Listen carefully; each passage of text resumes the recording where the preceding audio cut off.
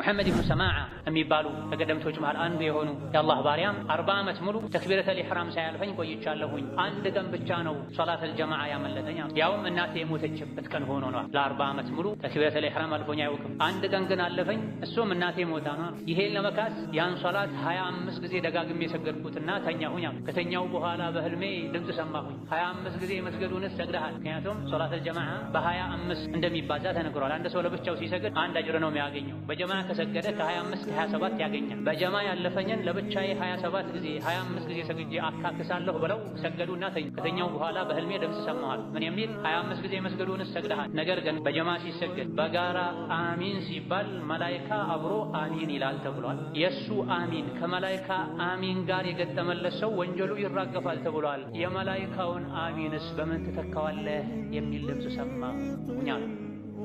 ጀማዓ ያመለጠው ሰው 5 ጊዜ 25 ጊዜ ስገድ ተብሎ አልታዘዘም በመሰረቱ። ነገር ግን ካላቸው ጉጉት አንጻር አደረጉት። ያንም ለፍተው ግን ውስጣቸው ከነበረው ጭንቀት አንጻር የሰሙት ድምፅ 25 ጊዜ ሰግደህ የካስክ መስሎሃል። ግን በጀማዓ አሚን ሲባል መላኢካዎች አብረው አሚን ሲሉ አንተም አብረህ አሚን ብለህ የወንጀል መራገፉን ግን ከዚያ በላይ እንኳ ደጋግመህ ብትሰግድ አታገኘውም የሚል ድምፅ ሰማሁኝ ብላ። ለቀድ ካነ ፊ ቀሰሲሂም ዒብረቱን ሊኡሊል አልባብ። የደጋጎች ታሪክ ሲነገር ልብ ላለው ሰው ትልቁም ነገር አለው ውስጡ ላይ። እንዲሁ ዝም ብሎ ጊዜ ለማሳለፍ አይደለም ይሄ የሚነገር። እኛ የት ነን ከነዚህ አንፃር? እነሱ የሚፈልጉትን ጀነት ነው የምንፈልገው። እነሱ በሚያምኑበት አላህ ነው የምናምነው።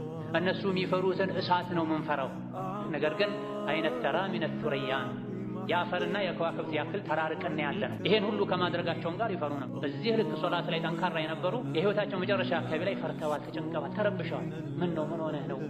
በዚህ ልክ የሚያስጨንቅ ወንጀል አለብህ እንዲህ አይነት ጥያቄ ሲቀርብላቸው ብናኝን አንስተው ወንጀልን እንኳ ይሄን ያክል አልፈራም፣ ነገር ግን የኻቲማ ነገር አስግቶኝ ነው ይሉ ነው።